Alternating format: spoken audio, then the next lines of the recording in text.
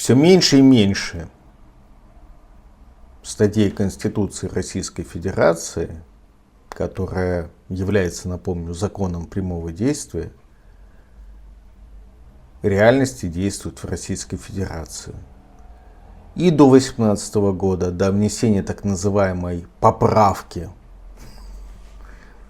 лицемерие какое, да? Еще до этого некоторые статьи Конституции, например, статья 31 о свободе собраний, не действовали по факту. Сейчас еще меньше статей действуют. Фактически. На бумаге они сохраняются.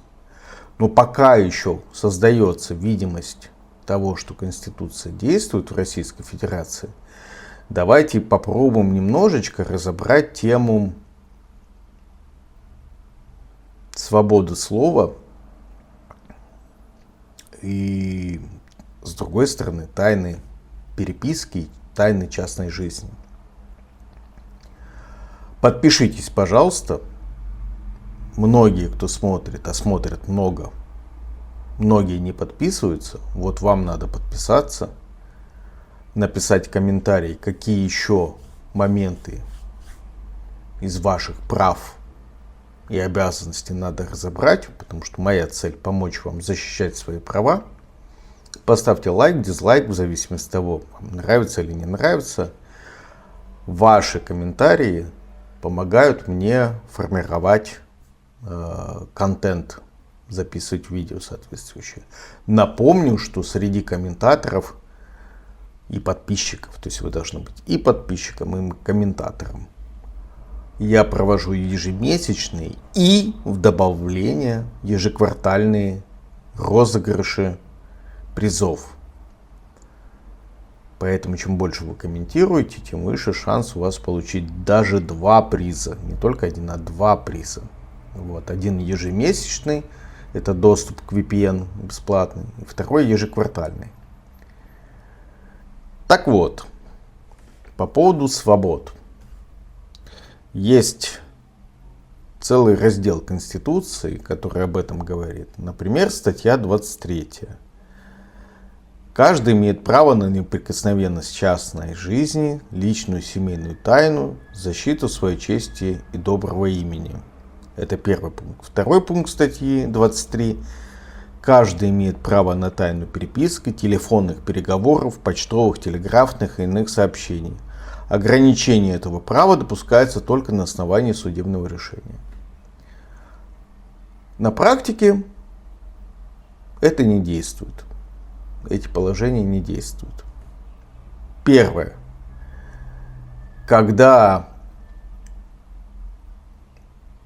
происходит фильтрация пакетов, и вот последнее, кстати, поручение, которое дается Роскомнадзору операторам связи, по сути, происходит деанонимизация. То есть вы перестаете быть анонимными для оператора связи в части того, какую информацию вы передаете.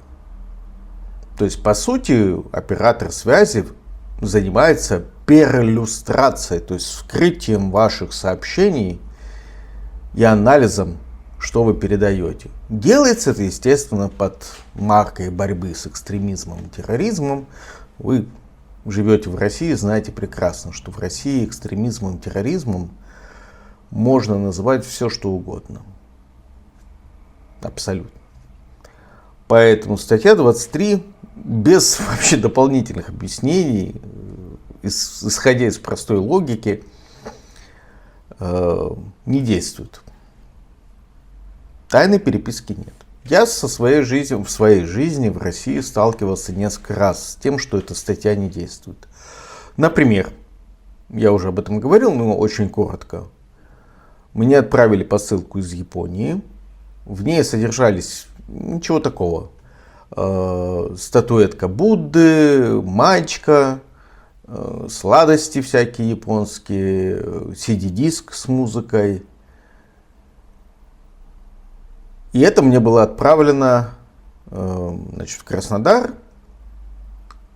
Посылку вскрыли на Краснодарском почтамте, оценили ее содержимое, украли то, что можно было использовать, то есть сладости, майку и, по-моему, статуэтку Будды тоже украли. Даже не добавили никакого там камня или песка для сохранения того же веса. И с меньшим весом просто обмотали скотчем и отправили мне, по сути, вскрытую посылку. Очень долго я уговаривал. Значит, подскажу вам лайфхак, но он не лайфхак, он не действует.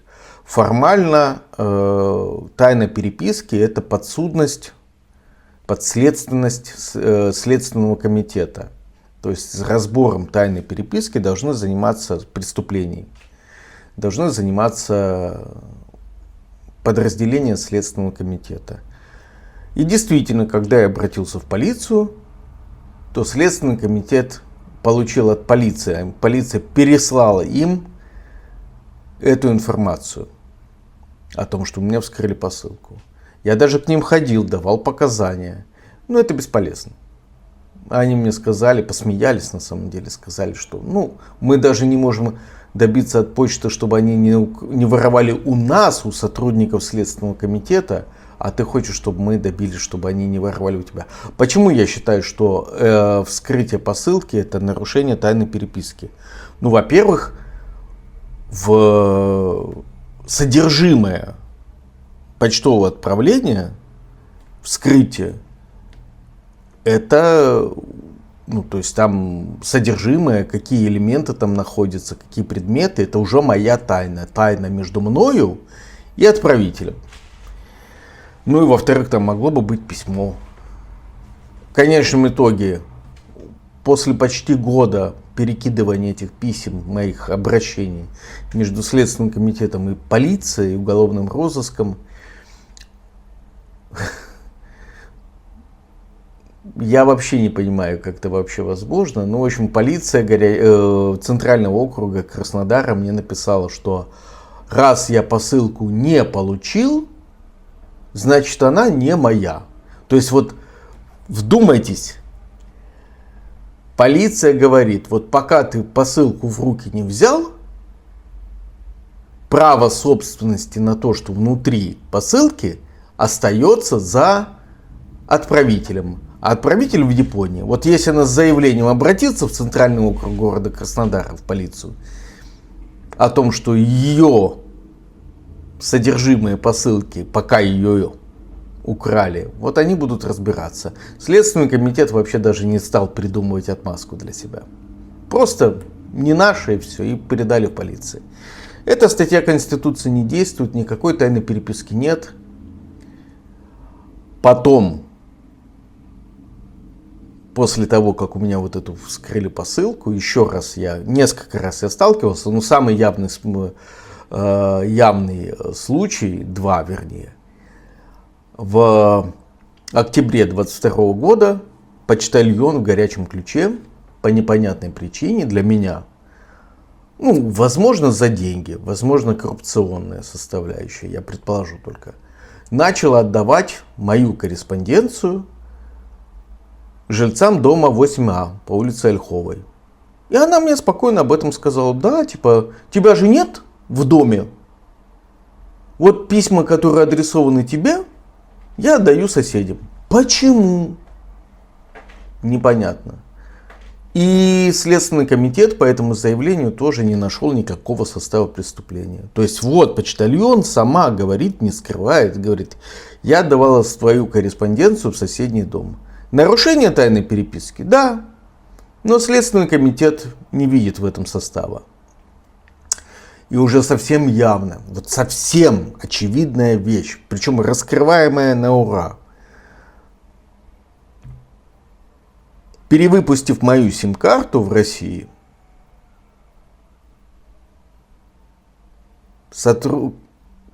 видимо, вступив в коррупционный сговор с МТСом, кто-то вскрыл мою переписку в Телеграм и WhatsApp. Есть тому доказательство, что кто-то завладел прочитал мою переписку.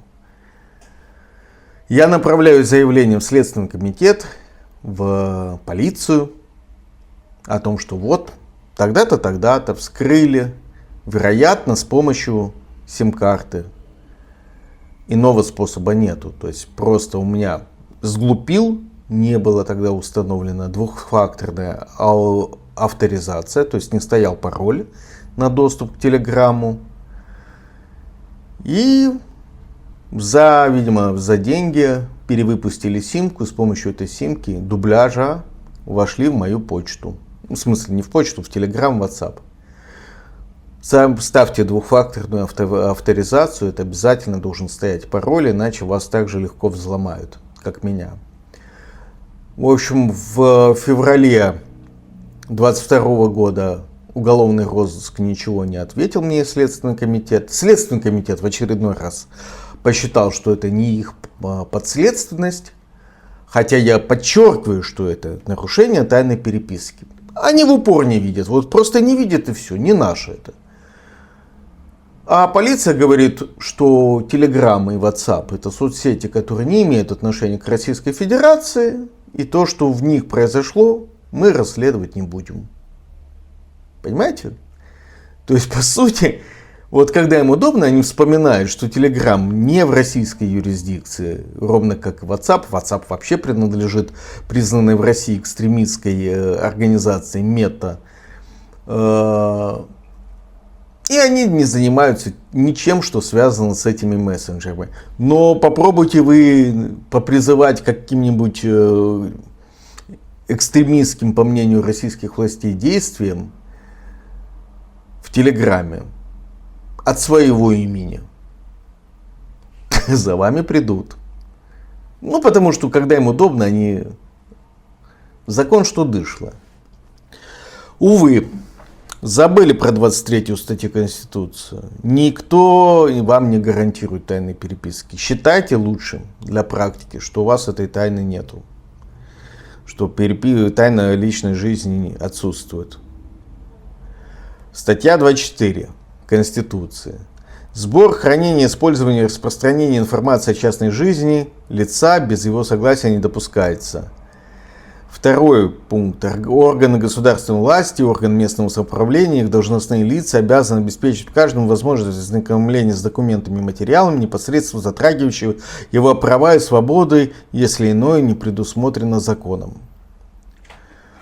Ложь в обоих пунктах. Первое. Сбор, хранение и использование информации происходит по закону Яровой, так называемому, операторы связи за ваши деньги, естественно, включенные в стоимость тарифов, хранят информацию о вашей переписке, содержание этой переписки 3 года, если я не ошибаюсь.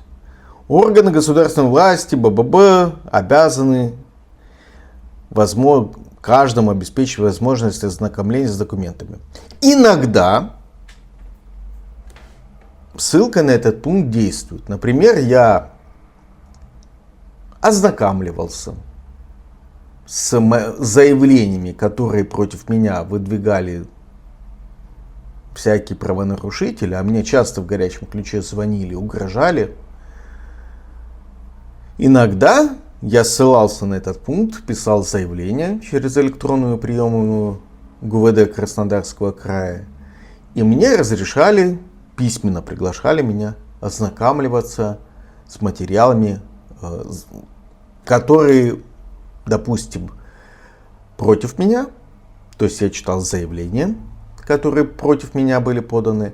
Иногда я читал иногда я читал результаты обработки по моим заявлениям. То есть я, допустим, жаловался на продажу просроченной продукции в пятерочке детского питания. А это вообще уголовное преступление. Ну, полиция не любит заводить уголовные дела без крайней необходимости.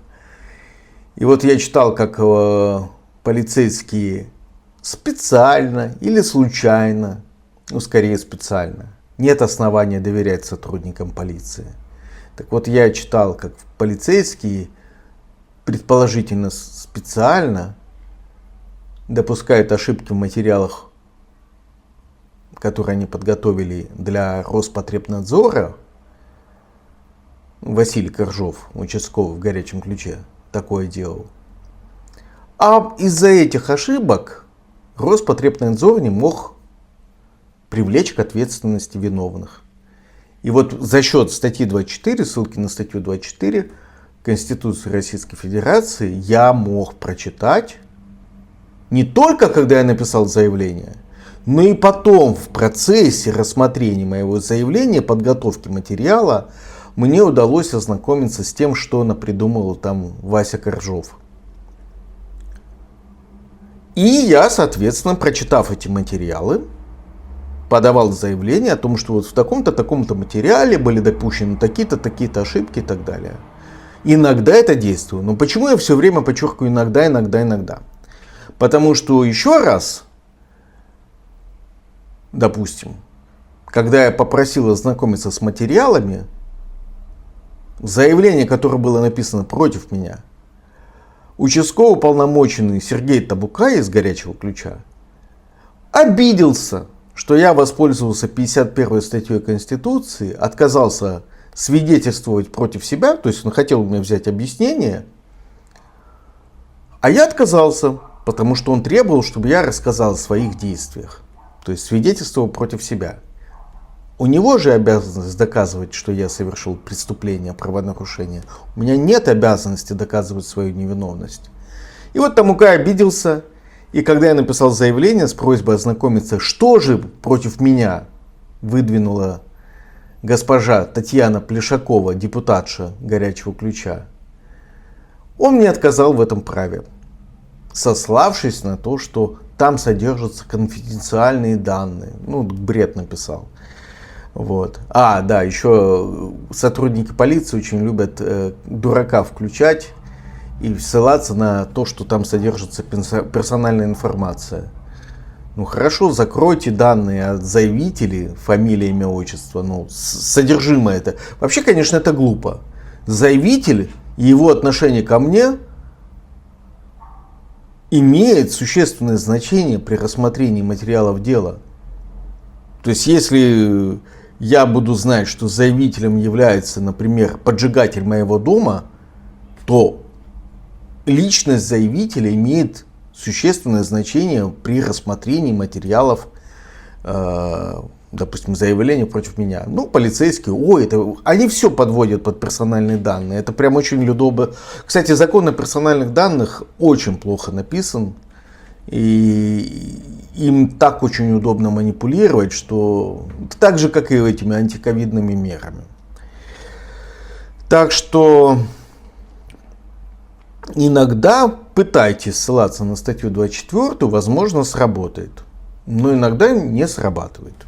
Не абсолютно действующая. А по поводу сбора данных полностью не работает. Данные о вас собирают все, кому не лень.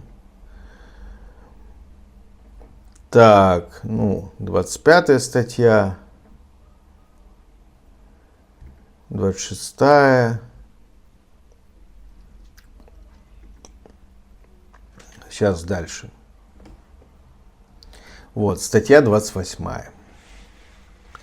Каждому гарантируется свобода совести, свобода вероисповедания, включая право исповедовать индивидуально или совместно с другими любую религию или не исповедовать никакой, свободно выбирать, иметь и распространять религиозные и иные убеждения в соответствии и действовать в соответствии с ними. Не действует от слова совсем. Российская Федерация запретила свидетелей Иеговы, признав их всеми ужасными террористами, экстремистами и кем угодно. Религиозная организация. Люди в этой организации своеобразные, но они имеют, согласно статье 28 Конституции, не только имеют право иметь свои религиозные убеждения, но имеют право действовать в соответствии с этими убеждениями. Тем не менее, им запрещено, по сути, собираться, потому что тут уже подчеркнуто, индивидуально или совместно с другими. Второе. ислам официально признанная одна из религий в российском государстве. Насколько я знаю, их 4. Христианство всех конфессий, ислам, иудаизм и буддизм. Ну, насколько я понимаю, поправьте меня, напишите в комментариях, возможно, я неправильно это понимаю, но ислам допускает наличие 4 жен при определенных условиях. Тем не менее, в Российской Федерации я не слышал об официальном количестве жен больше 1. Ну, по факту, конечно, это есть, но, опять же, официально нету. Хотя, подчеркиваю, тут написано, что иметь религиозные убеждения и действовать в соответствии с ними. И еще одна точка зрения по поводу статьи 28. Есть религии, а подчеркиваю, здесь нет необходимости вообще доказывать свою религию. То есть вы можете вообще ни во что не верить, ни в какую официальную религию. Ну, допустим, если у вас личное убеждение о том, что нельзя брать в руки оружие и нельзя ехать и убивать кого-то на войне. Или вообще кого-то убивать. Или вообще брать в руки оружие. Ну, вот такие у вас личные убеждения, даже не религиозные. Ну, вот вы в это верите. То есть 28 статья Конституции гарантирует вам такое право. А в другой статье Конституции, если я не ошибаюсь, 59, у вас есть обязанность служить в армии. Видите? И это только один пример, когда Конституция в одной части противоречит другой части. Тем не менее, раз эта статья есть, вы можете ею пользоваться в свою пользу. Это ваше право защищать свои интересы таким образом.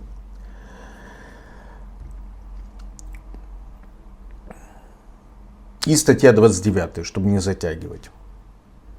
Пункт 1. Каждому гарантируется свобода мысли и слова. 2. Не допускается пропаганда или агитация, возбуждающая социальную, расовую, национальную или религиозную ненависть и вражду. Запрещается пропаганда социального, расового, национального, религиозного и языкового превосходства. 3. пункт. Никто не имеет права принуждать к выражению своих мыслей, убеждений или отказу от них. 4. Я прям не знаю, имеет ли смысл дальше читать. Каждый имеет право свободно искать, получать, передавать, производить, распространять информацию любым законным способом. Перечень сведений, составляющих государственную тайну, определяется федеральным законом. 5. Гарантируется свобода массовой информации, цензура запрещается. Вот все, понимаете, насколько эта статья 29, она вот вся по каждому пункту не работает. Пункт 1. Каждому гарантируется свобода мысли и слова. Ну, очевидно, что это не работает в России. Вы можете выйти с пустым листом бумаги на улицу, и вас привлекут к ответственности за пустой лист бумаги. Тому масса примеров. 2. Не допускается пропаганда или агитация, запрещается пропаганда социальной, расового, религиозного и языкового превосходства. Ну, включите любой телевизионный канал, и у вас там будет все, что подпадает под «не допускается». Как раз вот на телевидении все это и допускается. Я не буду вам пересказывать пропагандистские российские каналы, вы сами их видите. Но, кстати говоря, да, для справедливости ради, и в других странах есть нарушение этого принципа. Никто не может быть принужден, к 3 пункту, к выражению своих мнений, убеждений или отказу от них. Опять же, да, вас заставляют верить в пропагандистские нарративы. Например,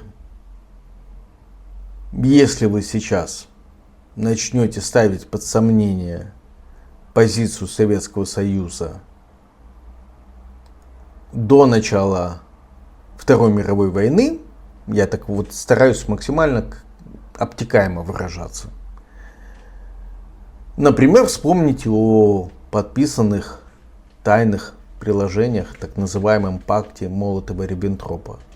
Вот если вы начнете сейчас публично обсуждать в Российской Федерации эти документы и как они повлияли на ход Второй мировой войны, в Российской Федерации вы можете быть привлечены к уголовной ответственности потому, что приняты новые законодательные акты, которые любое несогласие с официальной точкой зрения, принятое сейчас,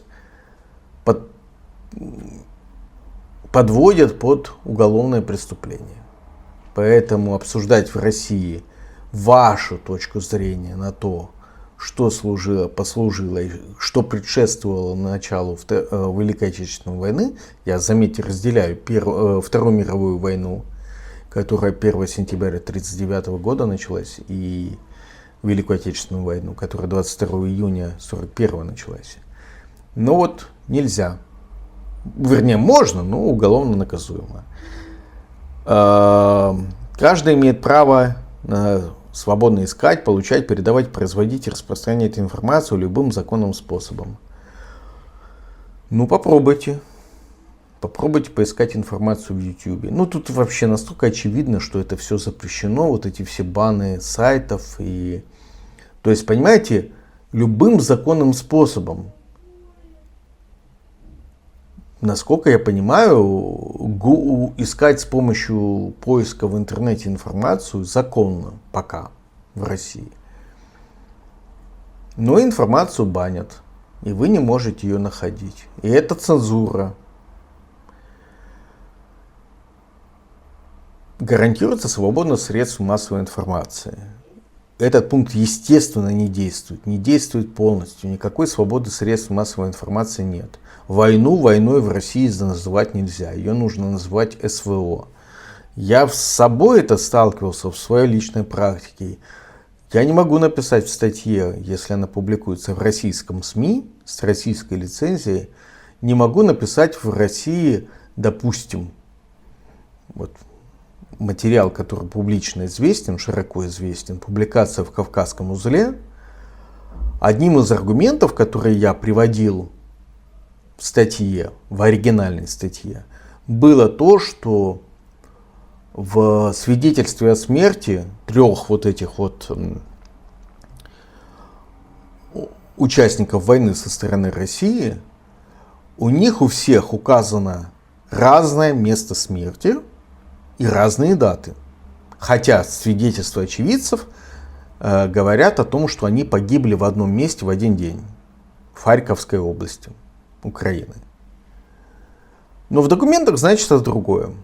И я не мог написать это в статье в российском СМИ, в Кавказском узле, который по российским репрессивным законам признан иностранным агентом. Вот мне редакция запретила это писать, потому что если это указать, то это будет уголовно наказуемое деяние. А Кавказскому узлу достаточно и других проблем. Цензура, да. Это был один из аргументов в моей статье. Так, ну вот смотрите. Есть статья 58 Закона Российской Федерации о средствах массовой информации. Да, если вы хотите, можете почитать этот закон о средствах массовой информации аж 91 года. Представьте, 91 года. И вот в статье 58 есть ответственность за ущемление свободы массовой информации. Не буду ее цитировать вам, вставлю, почитайте и сами для себя, если вы человек разумный, определите, насколько эта статья в Российской Федерации действует. Есть уголовная ответственность, статья 144, воспрепятствование незаконной профессиональной деятельности журналистов. Тоже почитайте, насколько она действующая. Дальше, сейчас я вам специально подготовился.